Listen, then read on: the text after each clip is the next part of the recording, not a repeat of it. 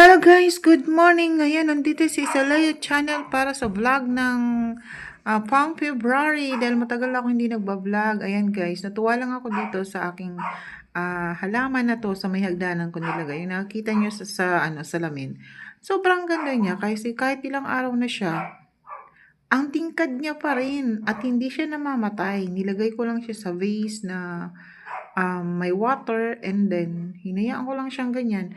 At unti-unti siyang nagkakaroon ng ugat. So, ibig sabihin, kaya niyang mabuhay for how many days na nasa loob ng bahay basta nasa water. So, na-amaze talaga ako dito. Na-amaze ako and na-mesmerize sa halaman na to dahil tingnan nyo naman guys, ang ganda naman sa loob ng bahay, di ba?